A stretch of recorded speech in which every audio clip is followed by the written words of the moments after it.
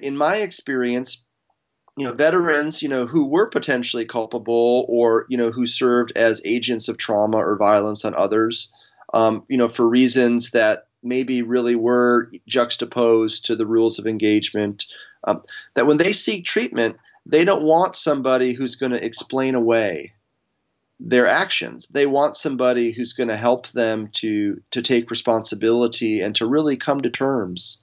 So in a way, it's akin to a process of confession. That they want somebody, who's not going to, for lack of a better word, absolve their sins too quickly. They want to own them. They want to take responsibility for them.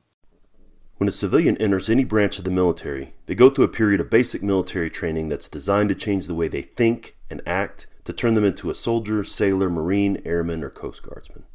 Hard work, hard work. Hard work, hard work.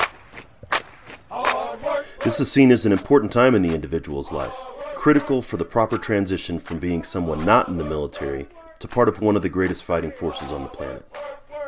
Earn my pay. Hard work, hard work, do it every day. Hard work, get up at 2:45. Hard work. After a period of time in the military, however, there's little done in any branch of the service to help that service member transition their mindset to life as a veteran. Hard work, that's what they say. Hard work, I earn my pay. Hard work. As we often say here in the Change Your POV podcast network, after one leaves the military, they're never going to be a civilian again. And they're no longer a service member. They're this entirely different third thing, a veteran, with all the experiences, knowledge, strengths, and challenges that go along with that word. Hard work, manifest. Hard work, you gotta do it right. Hard work. One of the most overlooked aspects of transition is a service member's mental health and wellness. If the veteran has their heart, mind, body, and spirit in the right place, and has a support network of family and friends to rely upon, then they're most likely going to have a successful transition. If those things are not in place, things can get challenging. Hard work, in the early morning rain. Hard work, that's what they say. I'm your host, Dwayne France, and I'm going to take you through a veteran mental health boot camp to give you some advanced training for your brain. Hard work, everybody on the plane. Hard work, sit 'em on down. Hard work. These episodes will cover the many different aspects of veteran mental health that I, as both a combat veteran and a clinical mental health counselor, see, experience, and support veterans with daily. Hard work, I earn my pay. Hard work, hard work. I'm going to be joined by both veterans and mental health professionals talking about what you need to know about the stigma against seeking support, the different areas we need to understand, and provide some resources for when you think you might need them. That's what they say. Hard work, earn my pay. Hard work, do it every day. Get up in the morning and out of the rack, because this is some information that could very well save your life. Welcome to Veteran Mental Health Boot Camp. Hey everybody, welcome back to the Headspace and Timing podcast. As you know, we're in the middle of this series looking at veteran mental health that's going beyond just PTSD and TBI. And we started this about 5 or 6 episodes ago. And as I'd mentioned there, definitely we talked about PTSD and TBI with Dr. Mary Catherine and Marissa Brandt. And we've had these conversations about what people think veteran mental health is, but now we've started to go beyond what people typically think about when they come to veteran mental health. And so our guest today is Dr. Joseph Currier, and he is one of the leading experts and researchers on the concept of moral injury. And this idea of moral injury is something that has started to emerge, I think, in the last 10 or 15 years as something kin to or like PTSD, but also something very different. So I'd really looking forward to this conversation with Joe, and we'll go ahead and get started. Joe, welcome. Thank you. I'm glad to be here. Yeah, no problem. I mean, I'm really glad that you took the time to share your knowledge and share your research and everything that that you've come to understand. So before we get started into moral injury, I'd like to have you tell the audience a little bit more about yourself, sort of where you're at right now and what you're doing. Yeah, so I'm currently an assistant professor and the director of clinical training for the Clinical and Counseling Psychology doctoral program at the University of South Alabama. Prior to coming here to USA, I've spent about 8 to 10 years, working with veterans in various capacities as a clinician and a researcher. I had the great fortune, like many clinical psychologists, to complete my residency and fellowship training at a VA medical center. And it was really in those experiences around 2007, 8, 9, when, the second and third waves of veterans were coming back from the campaigns in Iraq and Afghanistan. And, I was a therapist who was put in the position to help them to heal and to recover and to restore meaning and relationship in life. And it was really those encounters that captured my heart for helping this population and really began to make me ask questions about ways to more effectively support veteran mental health. So that's really great. Did you anticipate that you were going to work with veterans? Was your placement in the VA something that you searched out, or were you kind of surprised that this was an aspect of clinical psychology you fell into? I guess I would probably answer that question both and. I have long been interested in the topic of trauma. I've long been interested in existential spiritual dimensions of trauma adjustment. And, when I got about halfway through my PhD training, I also wanted to pursue work that would respond to the needs of society. And, I happened to go through my PhD training a couple years after we launched into the ground combat operations in Iraq and Afghanistan. So I had the fortune of doing a practicum at the Memphis VA Medical Center, and I worked with the PTSD clinical team there for about a year and a half. And it was about 3 or 4 months into that practicum training that I began to think really seriously about specializing in veteran mental health for my career.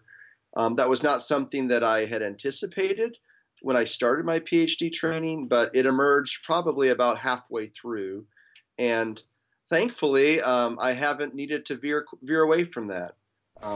Yes, unfortunately, it is a booming business, as I always say, and I imagine you probably do. Would be great if we got to a point where we weren't needed, but we absolutely are right now.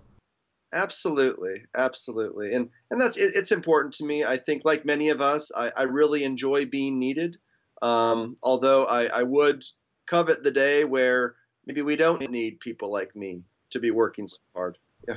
Now, and that's something, and you mentioned existential aspects, existential psychology. That was actually a discussion I had on the previous episode with Dr. Aaron James Smith, that existentialism, purpose and meaning, that's something that, in my experience, and I mentioned this on that episode with him, is in the veterans that I work with, that's a majority of, and I would say almost completely, an issue that many veterans are wanting to talk about, where not all of them want to deal with PTSD or TBI, but many veterans, if not all veterans that I talk to, really have questions around what is my life like after the military, how do I find purpose and meaning, and that's something that mental health professionals, especially with a background in existential psychology, Irvin Yalom, Rollo May, Viktor Frankl, of course, has a lot to be able to contribute to veterans in that space. Absolutely. Now, a lot of the work that you do, and the reason that I reached out to you even before this podcast, was your work on moral injury, and moral injury is similar to, which is one of the reasons why I made sure that these episodes were closely together. It's tied to existentialism, I think, in many ways, but it is a separate construct. And so I guess I'd like to start out my sort of description of moral injury, how I describe it to my veterans, or how I've talked about it on the show and my blogs before, but then go into what you understand. So, sure, absolutely.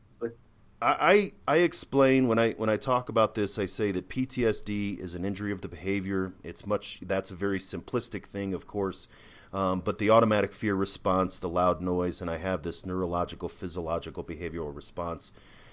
Traumatic brain injury is an injury of the brain, a physical injury, but moral injury is an injury of the soul. It's an injury of what we believe to be right and wrong with the world.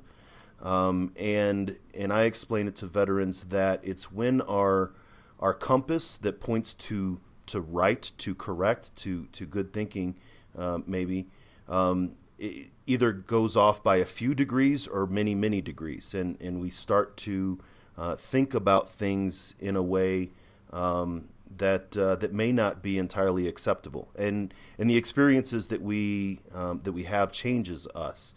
Would that be an accurate sort of non-clinical description to veterans of moral injury?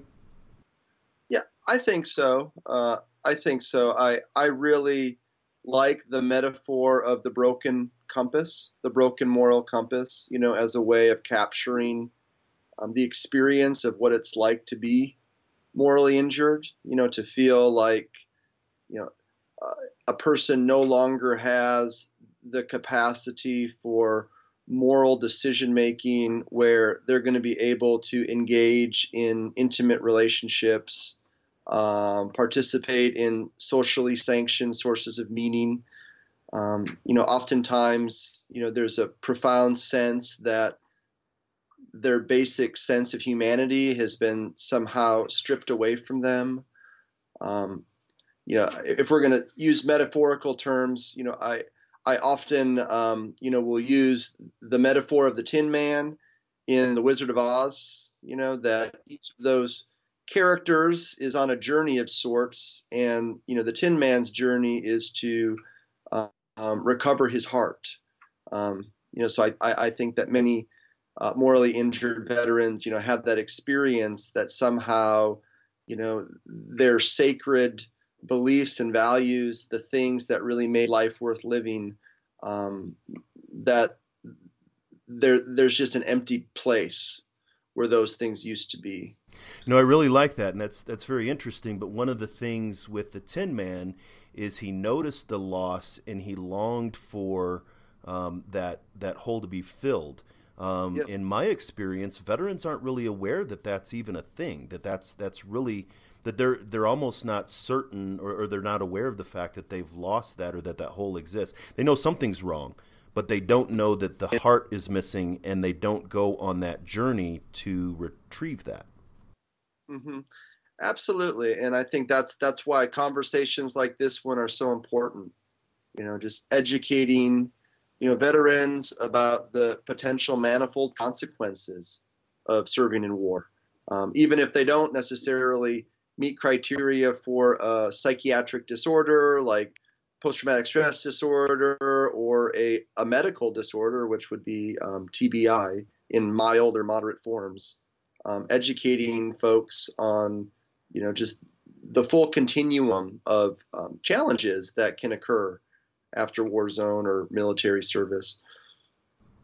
And moral injury is one of those things that have emerged, I think, really, and probably now over the last 25 years, and obviously correct me if I'm wrong, but I believe with Jonathan Shea, of course, with Achilles in Vietnam, first developing that in the mid-'80s, and what he saw with veterans, Vietnam veterans coming back, and then with Dr. Litz and Shira Magwin and his work in sort of framing that. And then really what you're doing now, can you talk a little bit about the emergence of the construct of moral injury? Absolutely.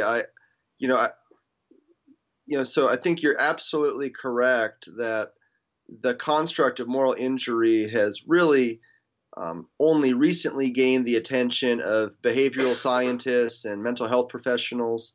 But this is really an ancient idea that has a long history in philosophy, in literature. So if you look at Jonathan Shea's Achilles in Vietnam, I mean, he was drawing his insights from the writings of Greek tragedies, to form his concept. But no, Jonathan Shea was the first one who really put the concept of moral injury on the map. Shea's definition of moral injury really tends to focus on the role of leadership malpractice, where there is a betrayal of what's right by someone who holds legitimate authority in a high stakes situation. So the focus is really on the experience of either witnessing or being the victim of kind of leadership's potentially moral acts of moral wrongdoing, and then the couple decades passed, and I think the real impetus for the revival of the concept of moral injury, it came in Litz and colleagues' seminal paper in 2009, but I think the real impetus for that was the prior 6 to 8 years, psychologists, mental health professionals, like yourself, working with returning veterans and really feeling like they were coming up short, really feeling like they weren't doing enough.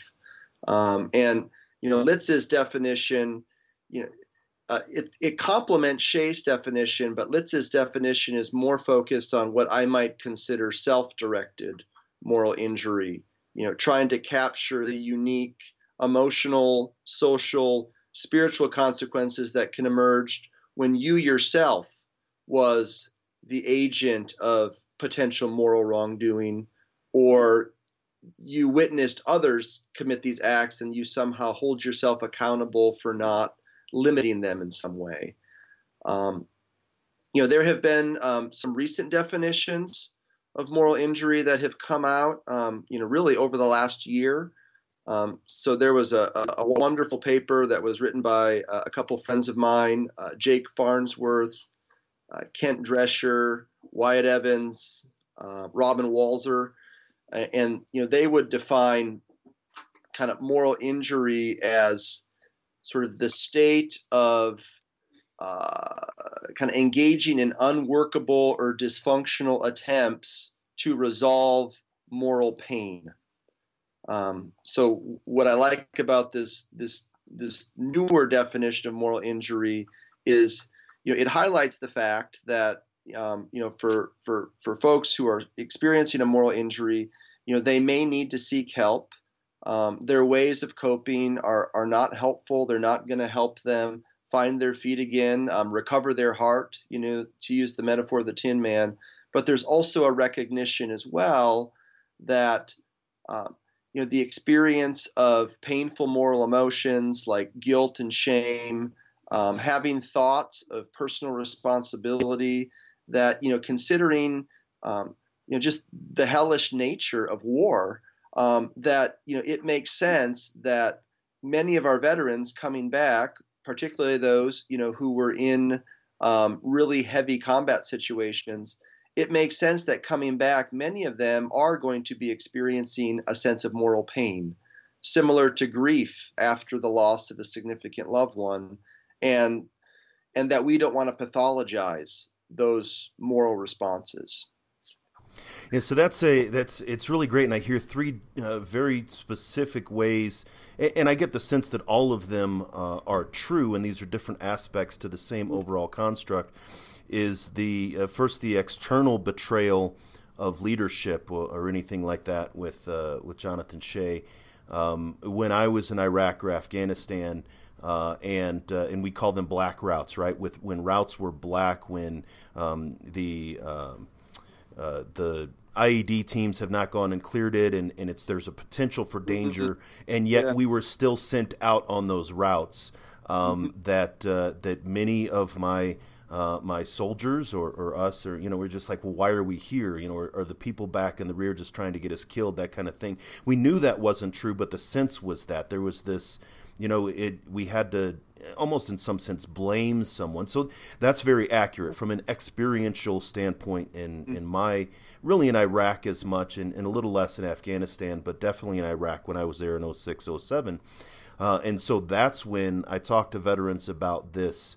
My buddy died and they're at fault. Somebody must be blamed and they're at fault because they sent us out on this route to... A perfect example is, as we're recording this, is the National Geographic episodes of The Long Road Home, where they were escorting sewage trucks. They sent me out here to escort sewage trucks, and now my buddy died, and they're to blame, or they're the and so there's this external thing that totally makes sense. But then there's the other piece of Brett Litz and his colleagues of the internal, I'm to blame. And so it's an internal blame thing. This is the one I hear often. My buddy, he and I swapped turrets, swapped vehicles, and he died.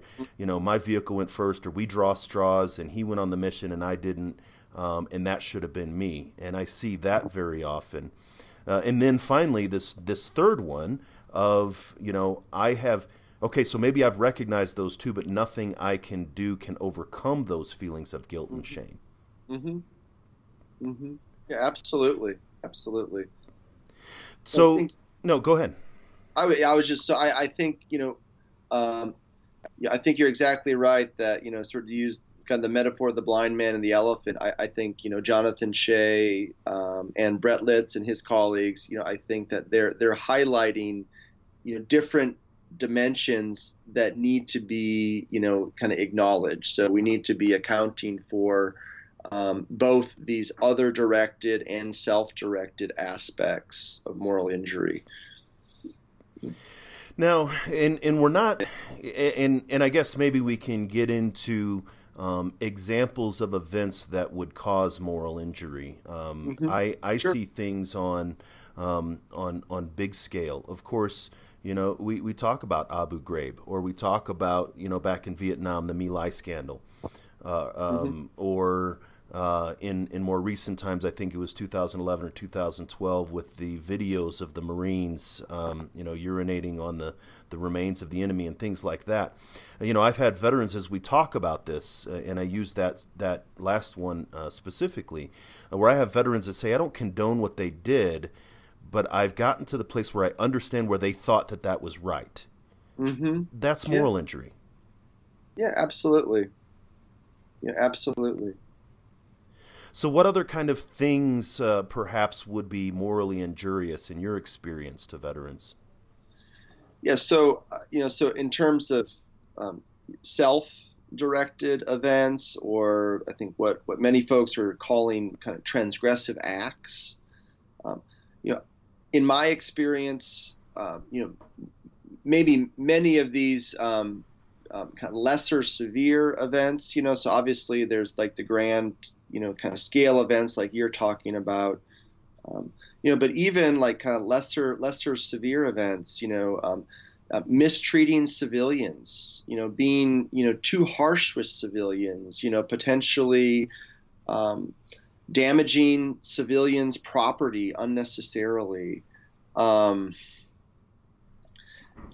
killing in combat, even, if it was done, for right reasons and within, clear rules of engagement. I think as time passes and veterans, reintegrate into civilian life, and, they're once again, kind of functioning within kind of cultural norms and mores in civilian culture, that they may then look back on, these very right actions in combat and, an experience and moral pain may emerge for them gradually over time. I had a case, recently of a ranger who was, doing a raid, and they were, going through a house, and he was, I think he was coming in second. So he had, a pretty, so he kind of knew that he was going to potentially be the sitting duck, in this group. And, he heard a sound in the corner of the room, and everything appeared to be, quiet, but he heard a sound, and it was a young child who was, about eight or 10 years old. And, he had to make, he had a fraction of a second to make a decision. And, this was, a region where they knew that there were, insurgents, that they knew that this was highly dangerous, where children were being used as weapons, and they were participating in, violent acts. And in that split second, he exercised restraint, and he did not pull the trigger on the kid. And it turns out the kid was not a threat. So he has incredible relief, right, that he didn't take this kid's life. But then years later, he looks back on this event, and he has guilt that he didn't pull the trigger, right, because he took the risk that maybe this kid would have had a weapon, and then he would have been responsible for the deaths of his close friends and comrades. So even that situation where the guy made, just a wonderful decision, can still be grounds for, can still serve as a transgressive act over time. And that sounds a lot like meaning making, the meaning that we place on our events, the reason why, when, and we talk about this often, when rabbits run away, when they're, 500 yards away, that they're not worried about what happened, the reason why they run away. They don't retain that. Whereas we, as the evolved creatures, ruminate and make meaning and put reasons on. And like you said, it's almost like we can morally injure ourselves just through the meaning that we place on these events. Absolutely. Yeah, absolutely. So I think it's really important, when we talk about moral injury, to make a distinction between potentially morally injurious events, okay, and the expressions or the possible symptoms of a moral injury. So in the same way, like when we talk about trauma, we talk about exposure to certain events, and then we talk about the development of post-traumatic stress disorder or other mental health conditions. I think we need to have the same precision when we talk about moral injury, because, Dwayne, you're exactly right. That these potentially morally injurious events occur all the time in the context of military service, right? It's just the nature of the work that we ask, our service members to do. But there are a series of intervening steps from exposure to a potentially morally injurious event and the state of becoming morally injured. And I think meaning-making, appraisal, is one of the huge connecting pieces in this process. And that's where mental health professionals can actually play a key role in helping people to come to terms with these events in courageous but healthy ways that may not lead to the crystallization of moral injury over time. Yeah, no, I really like how you said that there's this continuum of even the event, but then later on how we tell ourselves about the event. In Afghanistan in October 2009, our patrol got attacked, and we did lose one of our service members, a Sergeant Edviguez Wolf, and she died. But there were and I say, just the random number, but there's 25, 30 people, myself included, who feel a very real responsibility for her death on one way, shape, or form. I'm the one that approved her to go on the patrol. My buddy who convinced me is the one who convinced me to allow her to go on the patrol. And so he and I, we've had this really, and so, everybody has, well, we're the reason, and we're holding 100% of the responsibility on ourselves. That's the meaning we make to that event. when the real responsibility is the insurgent who pulled the trigger. And so mental health professionals can help examine the validity of that belief of I'm responsible and assign and I have come to the terms with the fact that yes, I do bear a portion of the responsibility, but it's nowhere the magnitude where I originally had thought. And so I really like that how therapists, mental health professionals, understanding moral injury can help define that or discern that for the veteran. Yes, and it becomes more complex clinically the more responsibility that a veteran should take in terms of the potentially morally injurious event that happened. So I think a mistake that many clinicians make, is that they attempt to alleviate or dismiss kind of guilt, or shame, over instances when, maybe a veteran really was culpable. Right.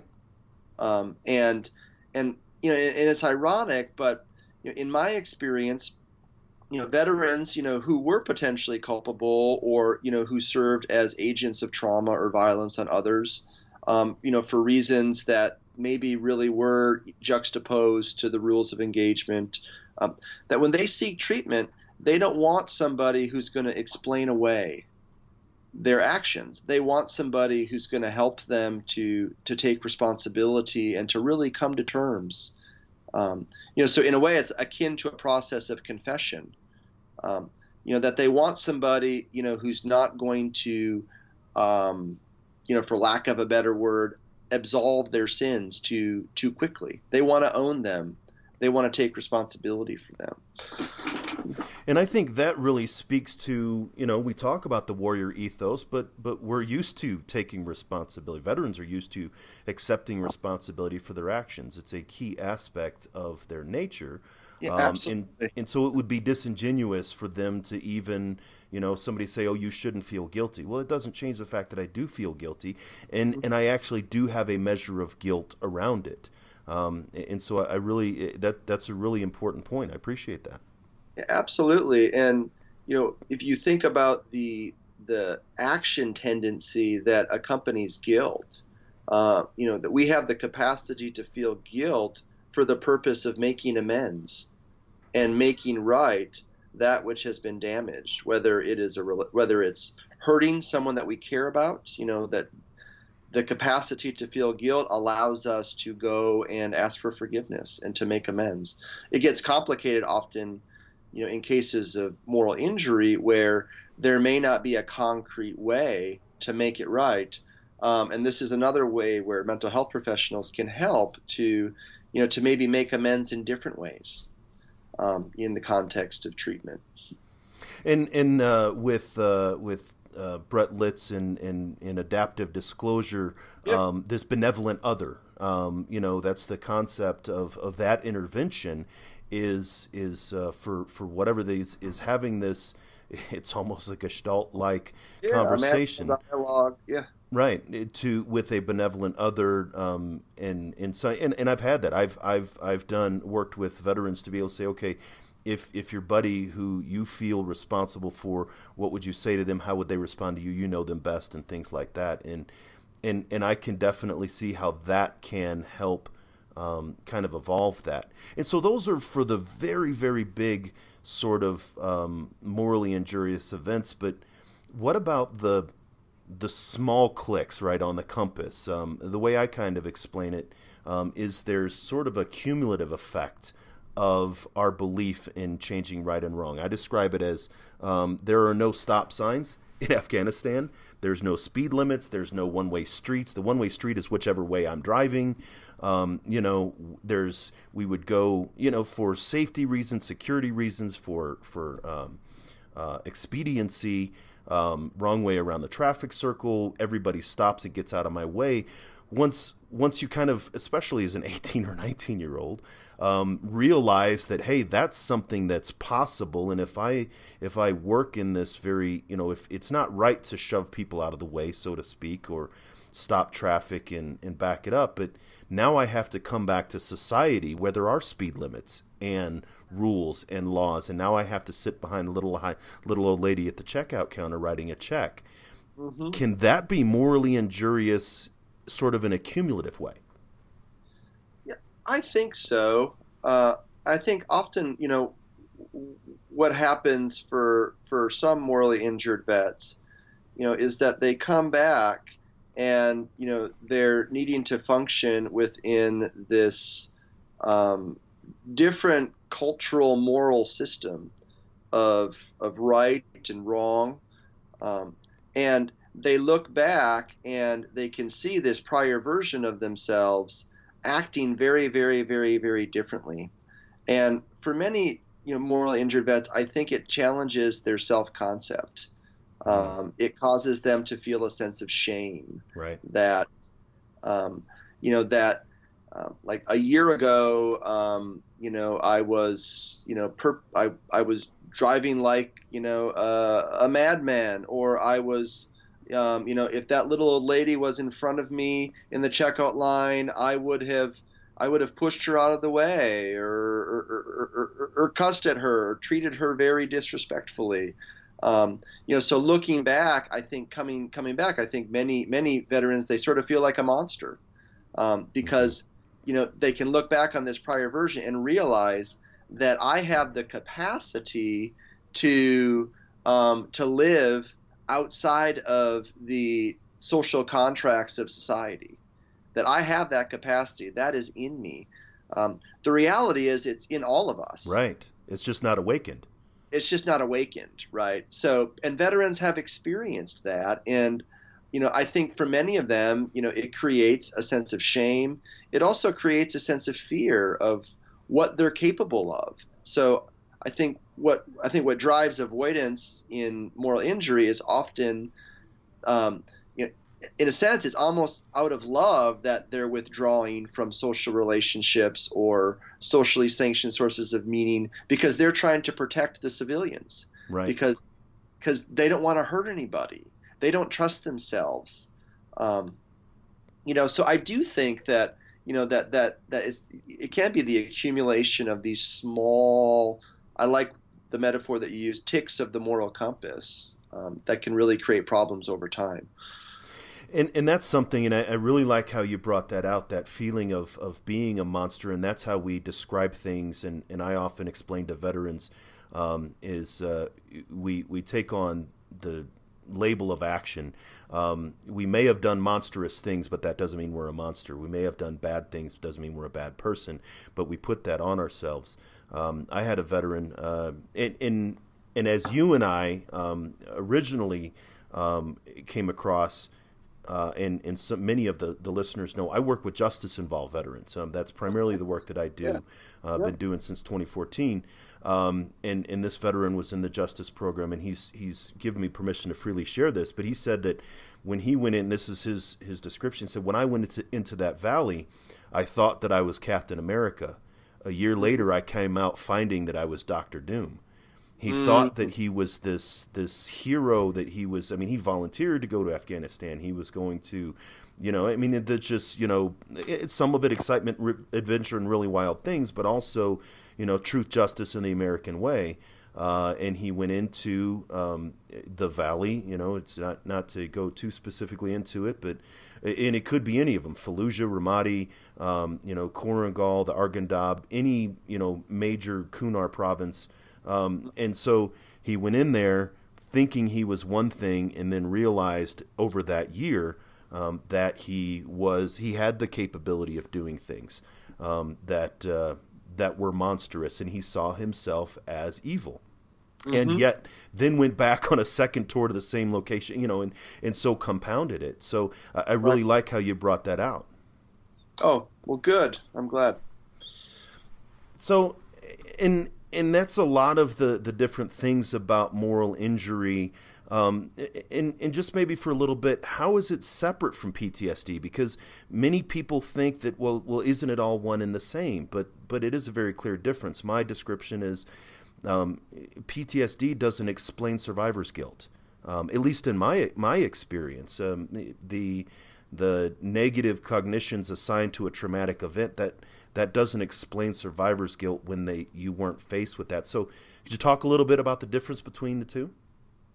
Yeah, so it's really important to highlight the fact that the diagnostic criteria, for PTSD has, again been expanded over recent years, where now PTSD is no longer conceptualized as an anxiety disorder, that PTSD, now finds itself in a new category of disorders called the trauma-related disorders.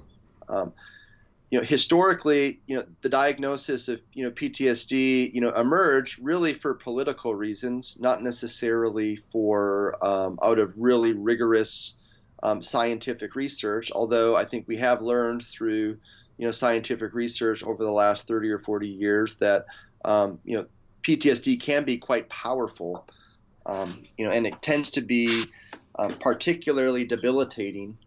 But we find ourselves at this point in time where PTSD has become something like a kitchen sink diagnosis, where it really seems to to go too far afield, and it seems to almost apply to everything, to the point where we can lose perspective that PTSD is really intended to be a mental illness, or a behavioral disorder of some sort. So when we talk about moral injury, I think it's really important to highlight that yes, kind of expressions of moral injury, the warning signs of a moral injury, that they do transcend the diagnostic criteria for PTSD, but they also overlap quite a bit.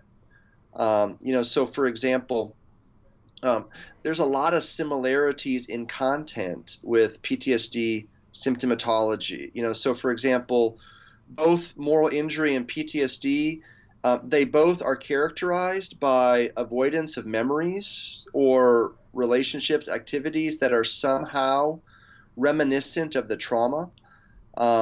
They both entail kind of maladaptive beliefs about the trauma. They both can entail strong, painful moral emotions. So one of the changes in the newest version of the criteria for PTSD is that the presence of persistent dysphoric emotion is now one of the symptoms.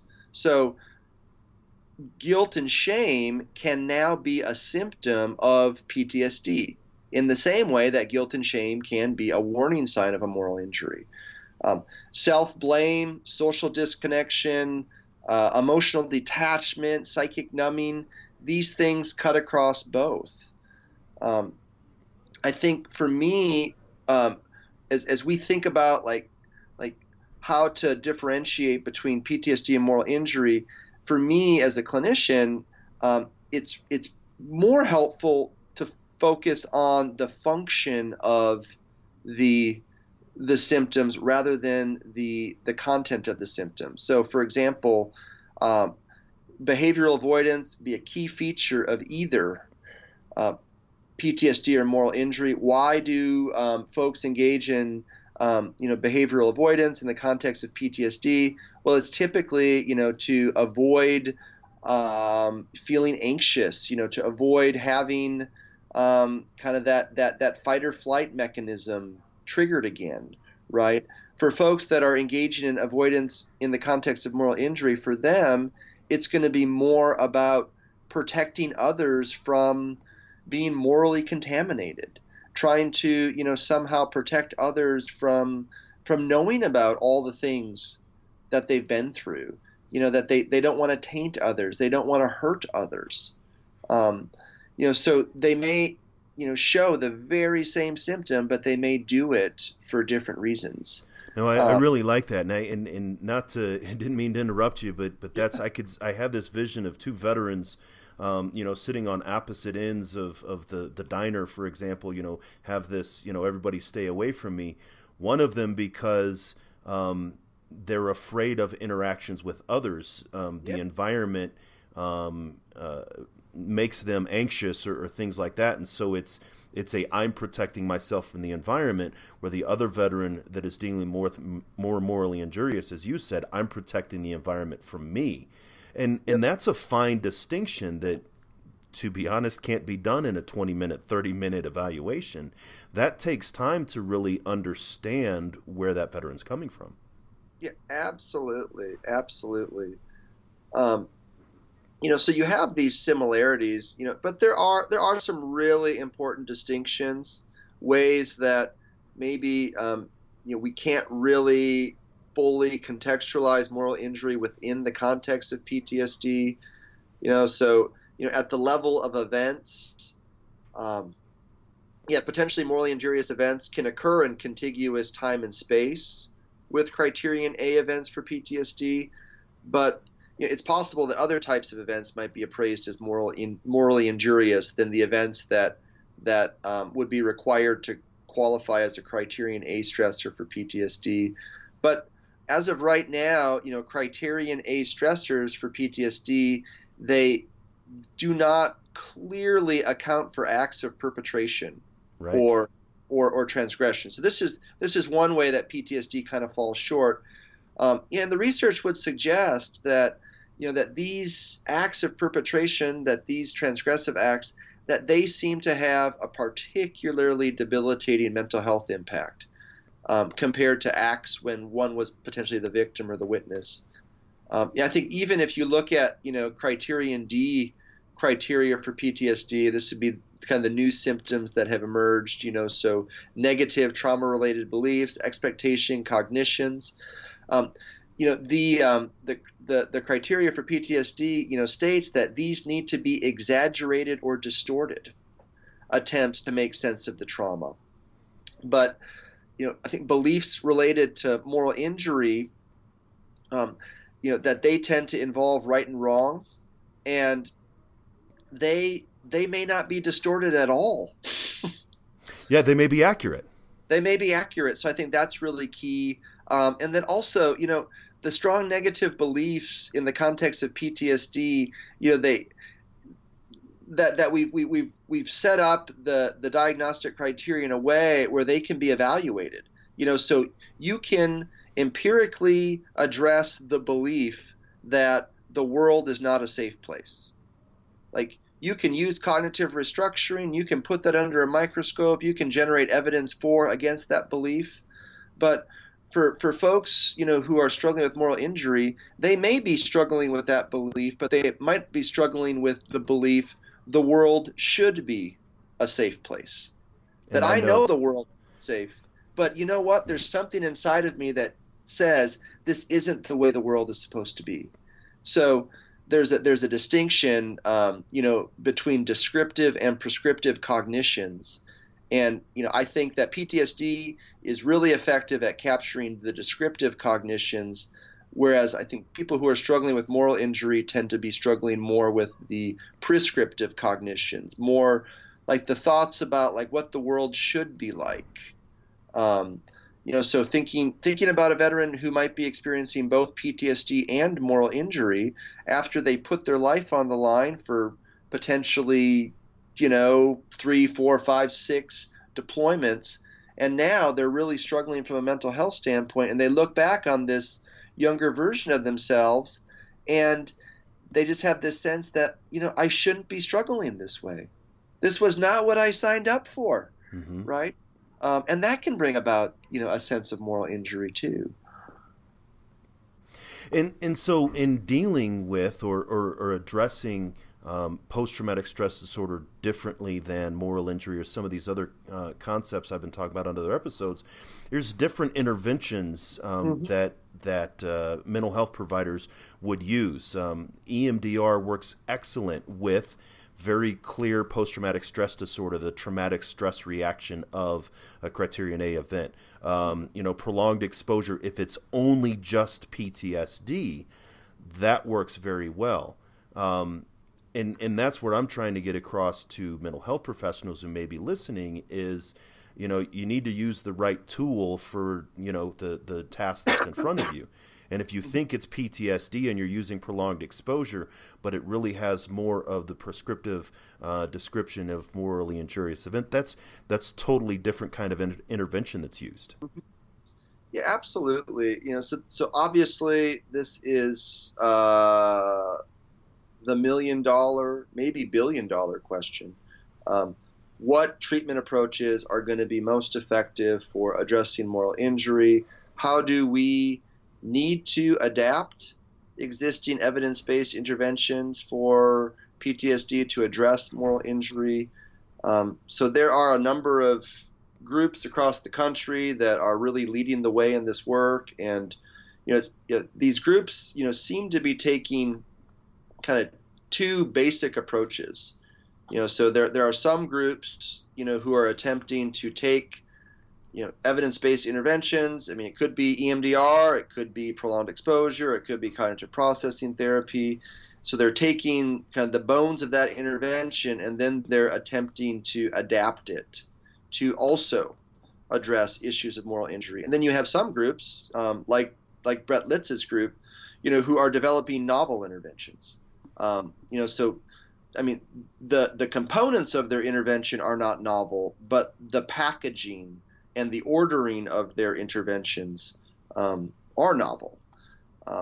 It seems like the folks that are taking the novel approaches are really, in my view, doing a superior job incorporating interventions that are going to promote in-the-moment processing of painful moral emotion. So, I think you can get at, the resolution of guilt or shame in the context of imaginal exposure, okay?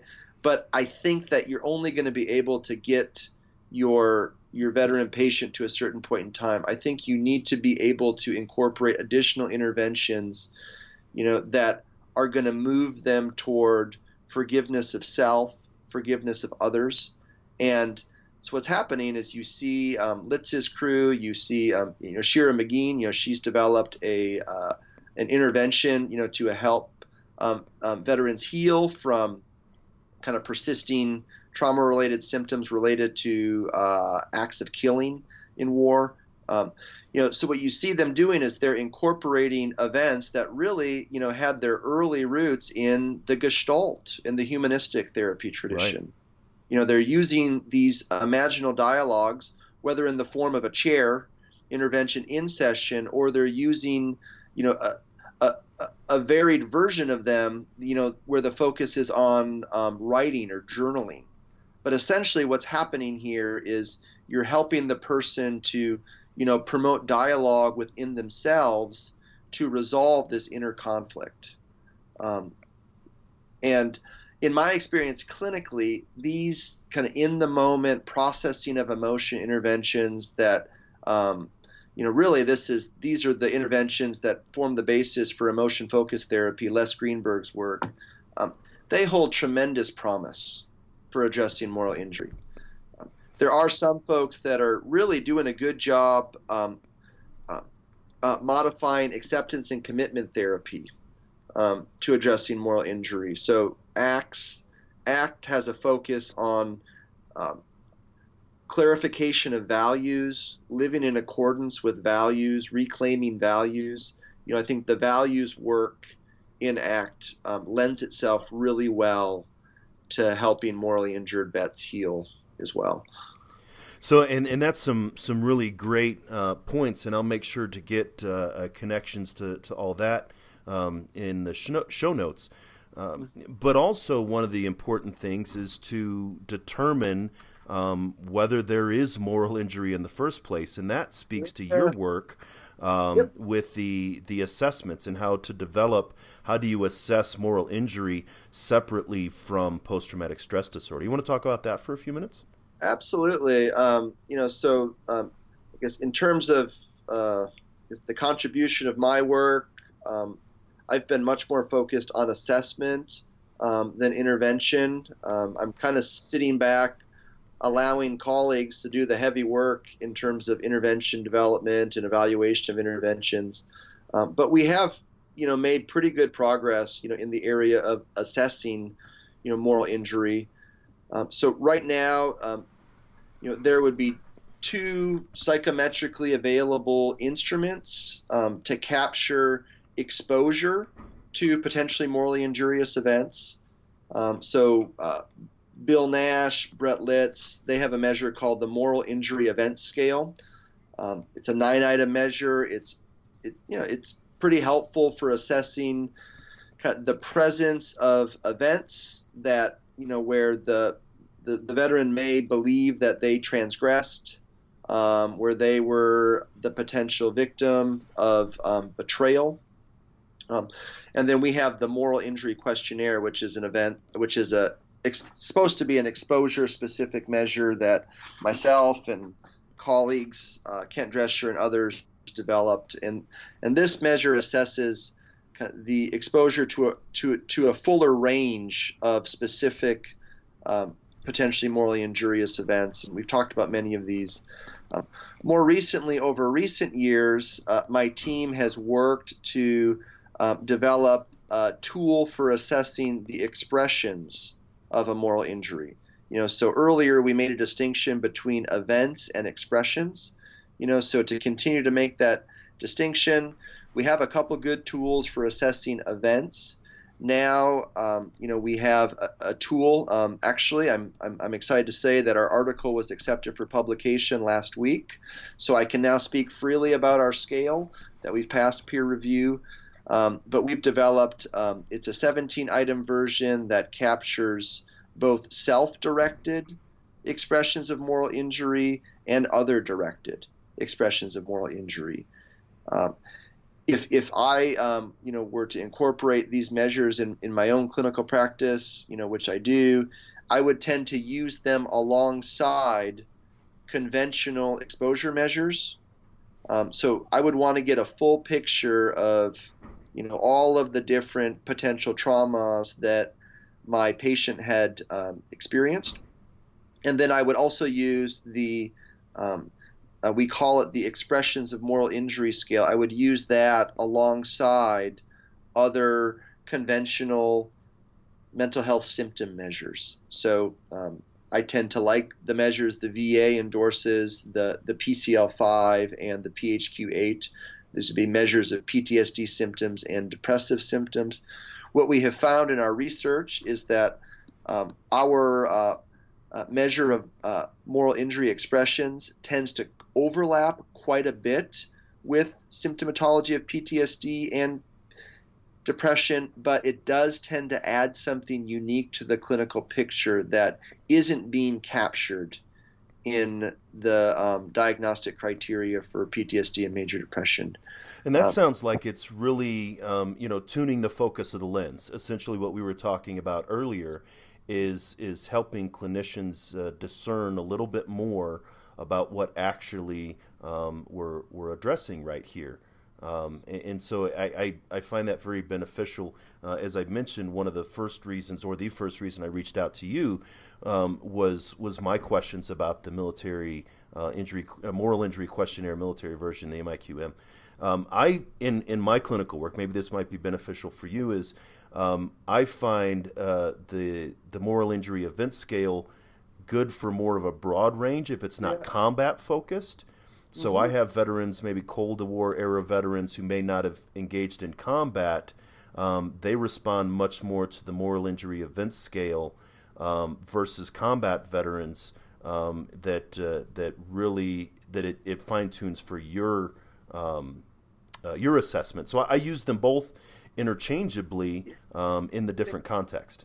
I think that makes a lot of sense. And, so if there was a clinician out there that really wanted to get at a measure that's going to capture, exposure to potentially morally injurious events that happened outside of the context of combat, in some ways, maybe our moral injury questionnaire might be a little limited because we did craft those items with an eye toward what might be considered war zone traumas. Yeah, and I found that in actual practice, and so it's out in the field that very much, and they both work, and it's just more tools in the toolbox for the clinician to be able to say that. I remember very clearly I was conducting an assessment for the courts where I had both, and I showed it to the veteran, the MIQM to the veteran. He was like, yeah, this wasn't really a thing for me. But when I showed it the MIES, he was like, oh yeah, and then he started going on. And his had much more to do with what you talked about, or what we talked about at the very beginning: toxic leadership betrayal, a lot more of that very early, Jonathan Shea looking at that. That was much more of his concern, and not so much more the transgressive acts. And so, yeah. I think a really good question, for clinicians to make sure that they ask veterans. I think it's helpful to give these assessment instruments to just get a comprehensive, objective picture of all of the significant events that the veteran has experienced.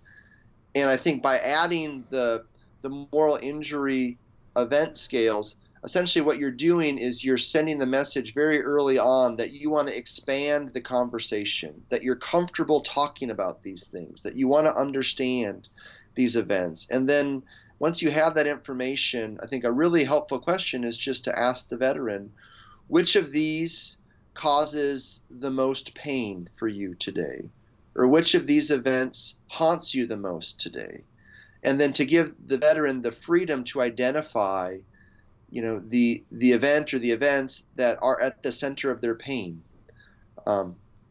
And to not assume that every single veteran is going to identify a potentially morally injurious event. There might be many that do, but there might be others who have other types of potential military traumas that they're going to address.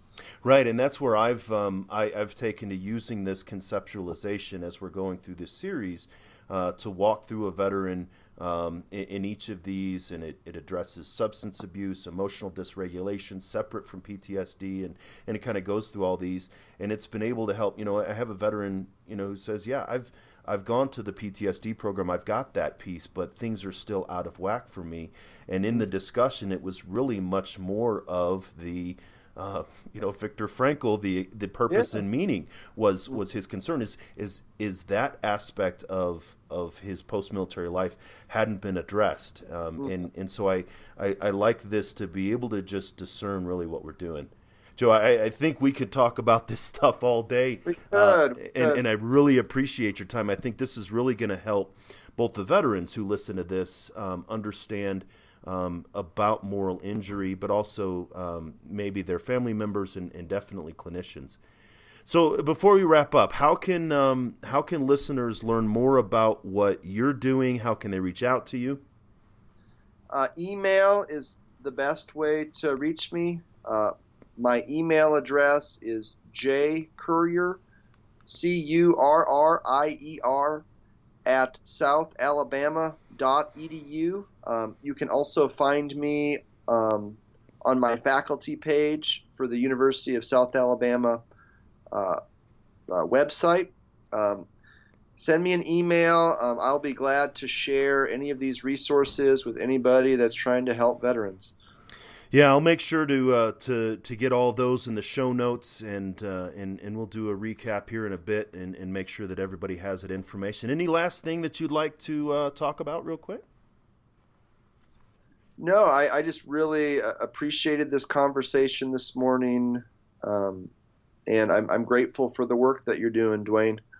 No, I'm grateful for the work that you're doing, because this is a big aspect of something that's not really out there, and both on the academic side and the clinical side, really all of us sort of pulling levers where we're at is the way that we're going to get something done. And hopefully, like we said at the very beginning, you and I can go be fishing guides somewhere or something.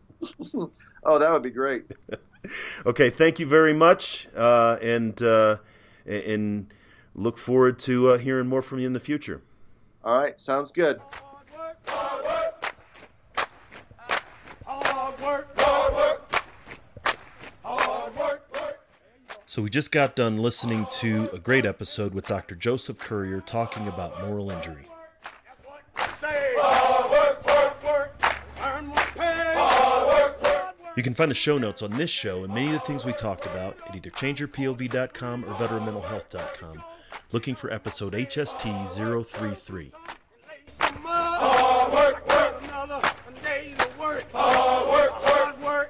This is the 9th episode of Veteran Mental Health Bootcamp, a series brought to you by Change Your POV Podcast Network and the Headspace and Timing Podcast. Got to go make the call. Hard work, banging on the doors in the morning. Hard work. If you're a veteran or service member, the family member of one, or support veterans in any way, then this series is designed to help you understand more about veteran mental health. Hard work, manifest. Hard work, you gotta do it right. Hard work, here we go. If you're just now getting into the series, go back and check out episode HST025, where we introduce the concept of looking beyond PTSD and TBI in regards to veteran mental health. We're going on out. Hard work, we gotta go and do the job. Hard work, load them up on the airplane. Hard work, in the early morning rain. Hard work. Make sure you subscribe to the Change Your POV Podcast Network on your podcast player of choice and sign up for updates at changeyourpov.com and veteranmentalhealth.com. Hard work, everybody on the plane. Hard work, gotta sit them on down. Hard work. We would love to hear your feedback regarding this series and all of the shows in the Change Your POV Podcast Network. You can do so by visiting our Facebook group, leaving a comment, or review on iTunes. Hard work, I earn my pay. Hard work, hard work. Remember, veteran mental health and wellness is the basis of a successful post-military life, and one that all who answered our nation's call to serve deserves. Remember, brothers and sisters, you're not alone. Ever. That's what I say.